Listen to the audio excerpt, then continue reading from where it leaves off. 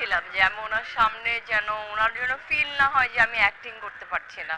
উনি আমাকে এটা বলেছে যে আই এম ভেরি প্রফেশনাল। এটা আমার কাছে মনে হয় বিগ কমপ্লিমেন্ট। তো বলেছে যে তোমাদের মতো প্রফেশনাল মানুষদের আসলে আরো বেশি কাজ করা উচিত। সেটা আমার কাছে মনে হয় খুব ইন্সপায়ারিং। ইয়াং জেনারেশনের মেয়েরা যারা আছে ওরা আমাকে টেক্সট করে, আপু আপনার মতো হতে চাই, আপনি কি খান, আপনি জিমে কত ঘন্টা গিয়ে জিম করেন, এবং এইসব নিয়ে আমাকে মানে ইয়াং মেয়েরা অনেক কোয়েশ্চেন করে। দর্শক, আমার পাশে দেখতে পাচ্ছেন একজন গর্জিয়াস মেয়ে। আসলে কে সে আপনারা সবাই জানেন। এবার রকস্টারের নায়িকা আমার সাথে আছেন তানজিয়া জামান মিথিলা। মিথিলা, তোমার আসলে এই আউটলুকটা নিয়ে একটু প্রথমে কথা বলতে চাই। খুব সুন্দর লাগছে। সবাই কি বলে, শাড়িতে বেশি ভালো লাগে নাকি শাড়িতে অন্য কোনো ড্রেসে? ফার্স্টে শুরু করতে চাই শাড়িতেই বাঙালি রমণী। এটা আমাদের আসলে অনেক জায়গায় আমরা দেখেছি। তো আমার কাছে মনে হয় আমাকে শাড়িতে খুব ভালো লাগে কামিজের থেকে। এটা আমার পার্সোনাল ওপিনিয়ন, এবং আমার আম্মু আমাকে সবসময় বলে যে তোমাকে শাড়ি পরলে খুব সুন্দর লাগে। এবং আমার দর্শক যারা আছে, যারা আমাকে পছন্দ করে, যারা আমাকে ফলো করে, তারাও বলেছে যে আপু আপনি বেশি বেশি করে শাড়ি পরবেন, আপনাকে শাড়ি পরলে খুব ভালো লাগে। আমার একটু জানা ইচ্ছে যে শাকিব খানের সিনেমায় যেহেতু কাজ করেছো, শাকিব খানের কাছ থেকে প্রথম প্রশংসা আসলে কি এসেছে? তোমার আউটলুক নিয়ে কোনো প্রশংসা আসছে কিনা? অনেক আছে না, তার চেহারার একটা প্রশংসা থাকে বা তার বডির ফিটনেসের। আমার একটু ফ্র্যাঙ্কলি বলো আসলে, হ্যাঁ, কোনো প্রশংসা এসছে কিনা? না, ভাইয়ার সঙ্গে আসলে আমার ওরকম কনভারসেশন হয়নি। বাট ওভারঅল উনি বলেছে যে তুমি অ্যাক্টিং করো, ভালো করবা, তোমাকে ক্যামেরায় দেখতে ভালো লাগে, এবং তোমাদের মতো আসলে এই ধরনের যারা আসলে কাজের ব্যাপারে সিরিয়াস, উনি আমাকে এটা বলেছে যে আই এম ভেরি প্রফেশনাল। এটা আমার কাছে মনে হয় বিগ কমপ্লিমেন্ট। তো বলেছে যে তোমাদের মতো প্রফেশনাল মানুষদের আসলে আরো বেশি কাজ করা উচিত। সেটা আমার কাছে মনে হয় খুব ইন্সপায়ারিং। তোমাকে দেখে আসলে তানজিয়া জামান মিথিলাকে দেখে আমার কি, মানে আমাদের একটা প্রশ্ন যে তাকে দেখে ইন্সপায়ার হচ্ছে কিনা, বা কেউ তোমাকে কমেন্ট বক্সে বা মেসেজে এমন কোনো কিছু লিখছে কিনা যে আমি মিথিলার মতো হতে চাই, আমারও স্বপ্ন হচ্ছে এই জায়গাটায় যাওয়া? সেটা তো আসলে অনেকেই আছে, অনেকেই আমাকে পার্সোনালি এসএমএস করে, স্পেশালি মেয়েরা, ইয়াং জেনারেশনের মেয়েরা যারা আছে ওরা আমাকে টেক্সট করে, আপু আপনার মতো হতে চাই, প্লিজ আমাকে জানাবেন যে আমাকে আপনার মতো, স্পেশালি বডি নিয়ে অনেক বলে, এবং বলে যে আপু কিভাবে কি কি আপনার ডায়েট কি, আপনি কি খান, আপনি জিমে কত ঘন্টা গিয়ে জিম করেন, এবং এইসব নিয়ে আমাকে মানে ইয়াং মেয়েরা অনেক কোয়েশ্চেন করে। এবং অনেকে আমার কাপড় পছন্দ করে, যে যেভাবে আমি স্টাইল করি। কারণ আমি একটা মানুষ, আমি ওয়েস্টার্ন কাপড় পরি, আমি শাড়ি পরি, কামিজ পরি, আমার কিন্তু সব ধরনের কাপড় পরতে আমি পছন্দ করি। তো সেটা অনেকে পছন্দ করে।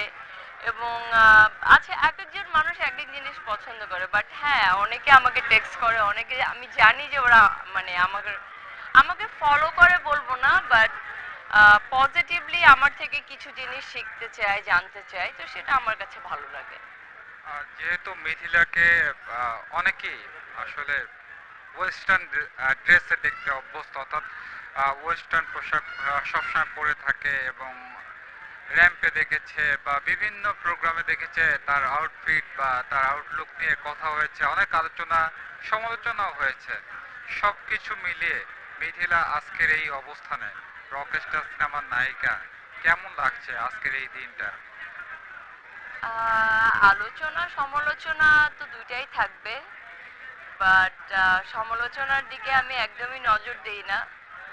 আমার কাছে মনে হয় লাইফে যদি তুমি পজিটিভ জিনিস চাও এবং লাইফে তুমি সাকসেসফুল হতে চাও, আসলে এত নেগেটিভ জিনিসে আসলে কনসেন্ট্রেট করলে তুমি লাইফে বড় হতে পারবে না। এবং আমার কাছে মনে হয় সেটা অনেক বাধা অনেক বাধা পেরিয়ে এই পর্যন্ত এসেছি। আসলে জার্নিটা এত ইজি ছিল না, এখনো ইজি না। তো সেটা থেকে আমি আসলে ডিসিশন নিয়েছি আমি পজিটিভ জিনিসটাতেই ফোকাস করতে চাই, because I believe positive brings positivity. আমার একটু জানা যাচ্ছে যে শাকিব খানের প্রথম সংস্পর্শে মিথিলা ঘেমে গিয়েছিল কিনা, মানে তার প্রথম সাক্ষাতে? না না না ভাই, এমন কিছু হয়নি। বাট আমি কনসাস ছিলাম যে আমি ওনার সামনে যেন ওনার জন্য ফিল না হয় যে আমি অ্যাক্টিং করতে পারছি না। আর যেহেতু আমার ব্যাকগ্রাউন্ড মডেলিং ছিল, তো সেখান থেকে অনেকেই বলে যে মডেলরা অ্যাক্টিং করতে পারে না। তো সেটা নিয়ে আমার একটা বড় কনসার্ন ছিল যে আমি অ্যাক্টিং করতে পারবো কিনা। বাট অনেকে হয়তো বা জানে না আসলে অনেক নায়িকা, অনেক নায়ক আসলে কিন্তু মডেলিং থেকে এসেছে, লাইক নিশো ভাই, আরিফিন শুভ ভাইয়া, তারপর মেহজাবিন, তারপর তাসনিয়া ফারিন, এবং অনেকে আছে, মৌ আপু, এবং অনেক মানুষ আছে, শমী কয়সার আপু, আই থিঙ্ক উনিও মডেল ছিল। তো সেই জায়গা থেকে আসলে মডেলরা কিভাবে অ্যাক্টিং করতে পারে না, এই কথাটা আমি আসলে বুঝি না। বাট আমার কাছে মনে হয় মডেলিং ব্যাকগ্রাউন্ড থেকে যারা আসে তারা অ্যাক্টিং আরো বেশি ভালো করে। সো আমাদের সামনে অনেক এক্সাম্পল আছে। আমি একটু শেষ করব, তবে তুমি আজকে যেহেতু শাকিব খানের সিনেমায় অভিনয় করেছো, অর্থাৎ শাকিব খান তোমার নায়ক হিসাবে কাজ করেছে, মানে এই সিনেমার নায়ক, তো সেই জায়গা থেকে শাকিব খানকে কোনো উইশ করবা কিনা? বিজয় টিভির মাধ্যমে শাকিব খানকে কোনো উইশ করতে চাও কিনা? অবশ্যই উইশ করতে চাই। ওনার জন্য আসলে উইশ বলবো না, ওনার জন্য আমার একটা মনের ভিতরে একটা, ভিতর থেকে একটা অসম্ভব সম্মান আছে।